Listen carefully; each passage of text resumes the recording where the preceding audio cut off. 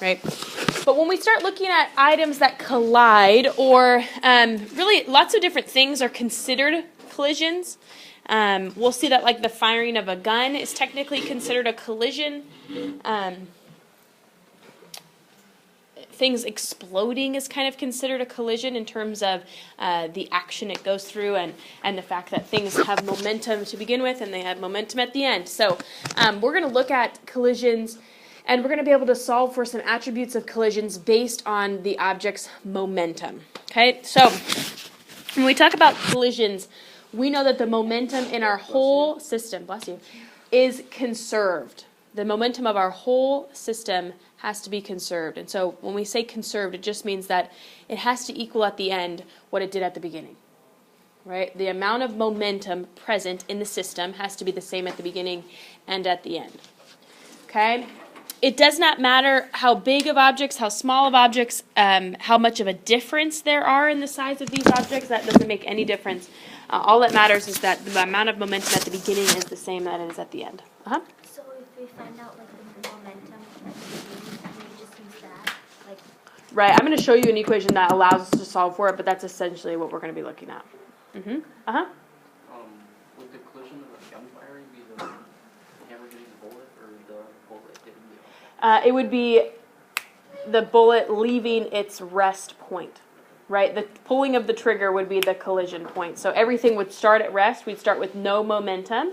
And then when you fire a gun, what happens? The bullet goes forward, and what happens to the gun? Right? It kicks back. So the combination of those two objects, the gun weighs more, and it moves backwards. The bullet weighs less and moves forwards. The combination of those two momentums would equal 0. Because we started with no momentum, the firing of the gun caused these two objects to move in opposite directions with different speeds, things like that. The combination of those would lead us to a sum of 0 momentum. So we'll look at that. But the equation for this basically is momentum before equals momentum after of both objects. So I'm going to give you an equation here that looks similar to our conservation of energy equation, but it's simpler, much simpler. Okay. In this equation, the ones just mean that that's our first object, right? When we talk about collisions, it's got to be two objects that hit. This is our second object. And then do you see this little right here? What's that called? Do you know? Not apostrophe. In math, you probably learned it. It's called a prime, right? M1, V1 prime, and M2, V2 prime. This prime just means after. Okay, so here's the velocity of my object after the collision. Okay, that's all that means. This collision right here says we start with one object, it collides with a second object. After the collision, the first object does something and the second object does something. This equation, you might want to, it needs to go on your equation sheet first of all, and you might label this as an elastic collision. These two objects are going to end up apart. An elastic collision. This is when two objects end up as separate objects.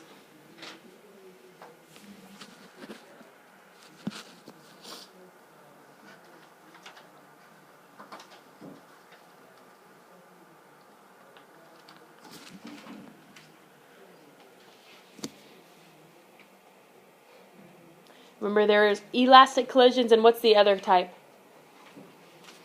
We talked about them just briefly. Inelastic. Good. Okay, so these are elastic collisions. You know this is elastic because you end up with two separate objects, right? They are separate, and I'll show you the equation that's for inelastic. You'll notice a difference. Okay? Let's go ahead and try a couple examples here for elastic collisions. Find the recoil velocity of a 5-kilogram rifle that shoots a .05 kilogram bullet at a speed of 120 meters per second. Both the bullet and the gun start at rest. So here, when we pull the trigger, right, that's considered the collision, right? That's the before and the after line that has been drawn. Okay, so I'm going to show you, during these types of problems, we're going to start getting to lots of variables. So I want you to really be consistent in your, I don't know, like list making, I guess. Which one do you want to call the first object, the gun or the bullet? Gun. Okay, the gun's listed first, so I'm going to say the mass of the gun is 5 kilograms. The velocity, let's go to the other object. Mass of the bullet is 0.05, right? What velocity does the bullet start at? It starts at rest. And what velocity does the gun start at? Rest. Rest, right? Oh, I need to label this V2, sorry. why would it be rest? Like the gun? Both the bullet and the gun start at rest, right? When you pull the trigger, then the bullet goes forward, the gun kicks back. The trigger pulling is the collision. So before you pull the trigger, nothing's moving, right? Everything's at rest. Okay? So what do we know about our velocity that's given here? Is that for the bullet or the gun? Bullet. So what variable would that be for? V2. V2 prime. Good. Equals 120. And we are trying to solve for V1 prime. Right? So the entire left side of the equation would just be 0. Mm-hmm. Mm-hmm. So as I start to set this up, I'd say M1 times V1 plus M2 times V2 equals M1 V1 prime plus M2 V2 prime. Okay, do we see where those numbers came from? First object, second object. We did say that means the whole left side of my equation is 0, right? The momentum of my objects before the trigger is pulled is a 0. That leaves me with 5v1 prime plus 6. Huh? 0.05 times 120, what's that come out to?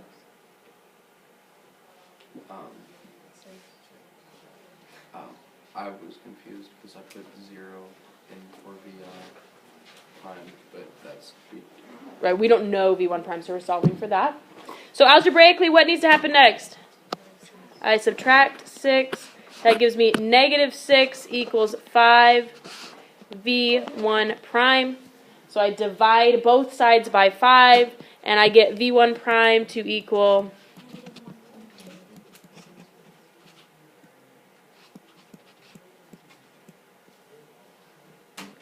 negative 1.2 meters per second.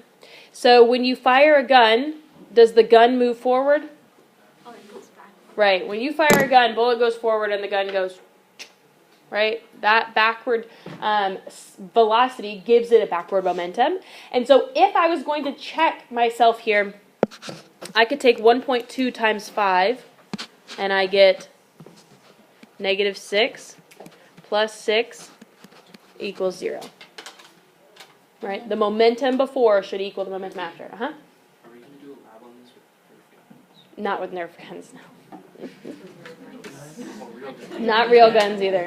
If we're finding the bullet, it should be positive, right? That's Right, how we're doing it. right, right, right.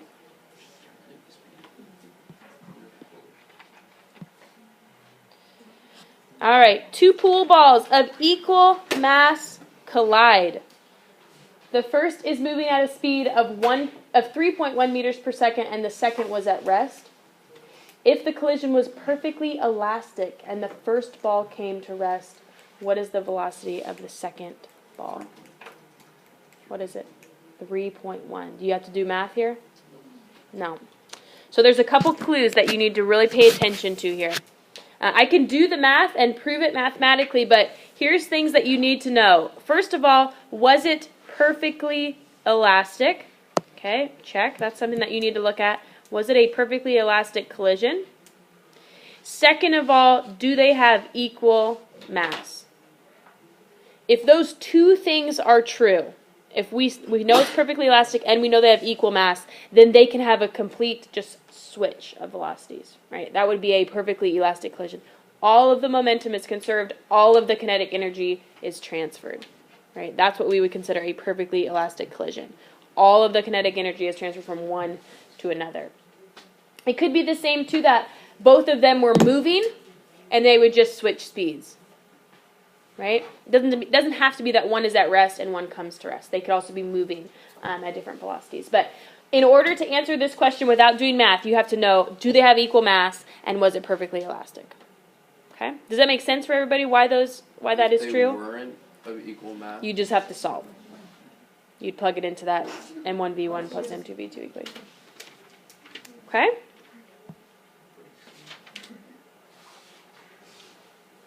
You want to try this one on your own?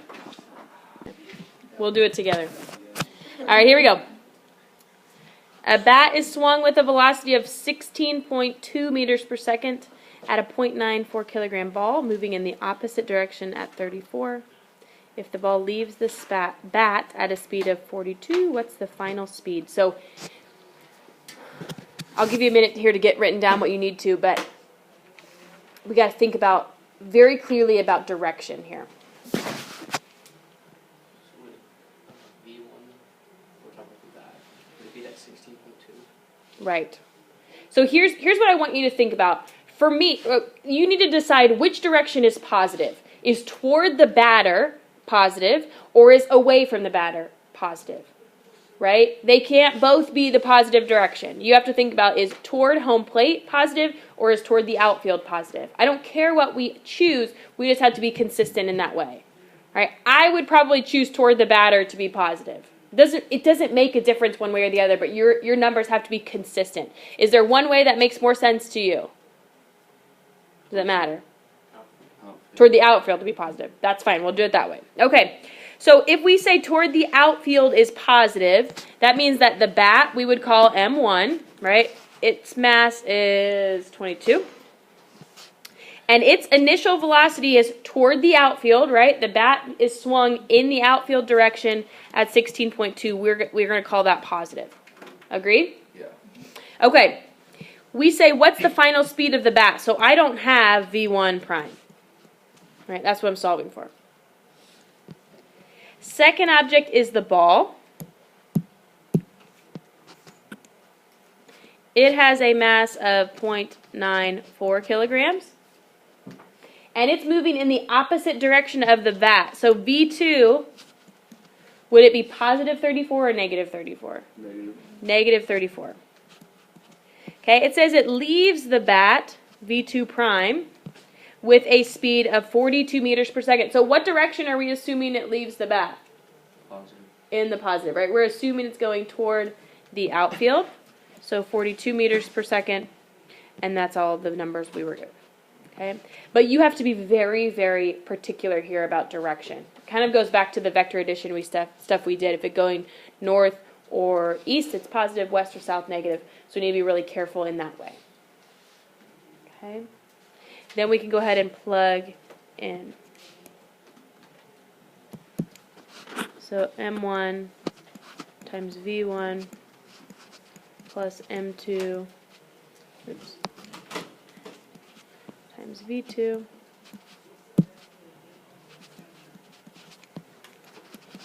equals M1 times V1 prime plus M2 times V2 prime. Okay, any questions about how those numbers got put together? Makes sense that our bat is moving in the positive direction. Right? After you hit the ball, your bat doesn't get pulled back, right? You're supposed to swing all the way through. So it should make sense to us that our bat is still moving forward. Okay? If you were going to hit a much heavier object, it might be possible that your bat hits and then gets pulled back, right? But you're hitting a smaller object, so the bat began with enough momentum to continue its motion forward. Okay, questions about how those go in? Luckily with momentum problems, it's really pretty straightforward, right? You get the variables in line, put them in the right spot, and you plug it in. Right? Pretty straightforward. So we're going to move on to inelastic collisions. What happens in these scenarios? They stick together. Okay. Remember I stole this PowerPoint from somebody who was kind of extra, I think. Ooh, okay. Okay. What'd you say, Brody? I gotta click through 5 million PowerPoint things. Inelastic collisions, like, why do they stick? Because what the material they are? Yeah, whatever happens in the collision, they just happen to stick together, right? So it's like because of their momentum. No, it doesn't have anything to do with their individual momentum. It just has to do with whatever material it is, or if they're meant to join. Like here, these two trains were meant to couple, right? It doesn't make a difference. Okay, so after the collision, they are connected. Wow. Really, really extra. Okay, so here's our equation for inelastic collisions. What's the difference that we see here? There's only one final velocity because at the end of the collision, there's only one object, right? It's both the masses added together, but they are one object. They are considered one object after that collision. So we only need one final velocity. Okay, so this would be the equation for inelastic collisions. That should go on your equation sheet as well.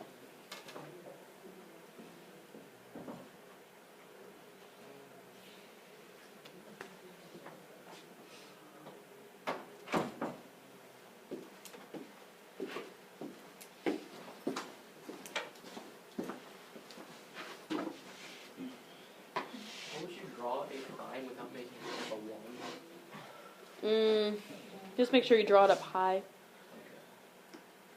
You know what it is, but yeah, it still kind of looks like a 1. Yeah, you can give it a little curve. No, a little curve is fine.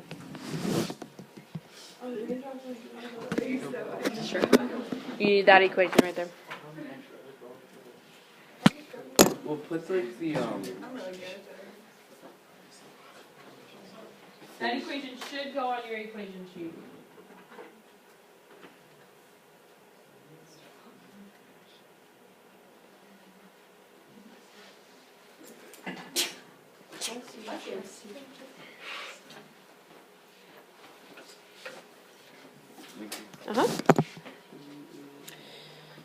All right, here we go. If the red train car had a mass of 30,000 kilograms and the blue train car has a mass of 20,000 kilograms, what's the velocity of the cars after the collision?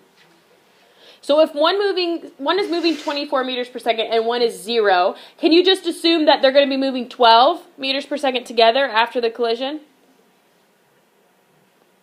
You could if they had equal mass, but they don't have equal mass, right? The one that's moving has bigger mass, which means greater momentum, even more so.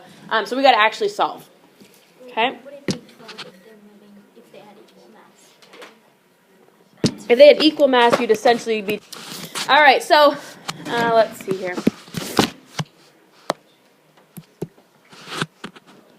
M1 equals 30,000. Velocity 1 equals 24. Velocity prime is what we're solving for. M2 equals 20. Okay. V2 equals 0. We still only have one final velocity, right? We don't need to rewrite that. We can write it in whatever color we want, but there's just one final velocity, right? 1 V prime. All right, so as I plug it in, 30,000 times 24 plus, can I just plug in a 0 right there? Yeah, because I don't need to put in 20,000 times 0. I know that's 0. Okay.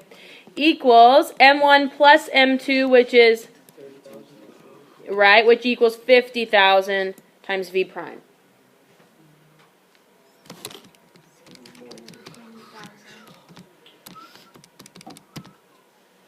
So I had my velocity prime come out at 14.4.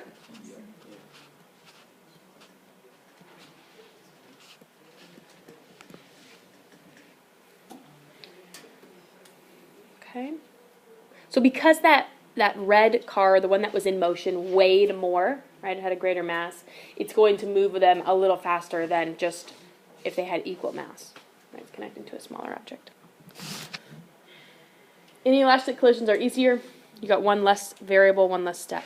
Okay. Go ahead and try this one on your own. Bless you.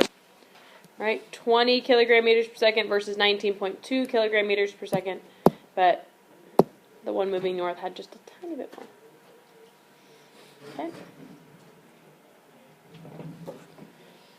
Questions with either type of collision? We're feeling good? Okay.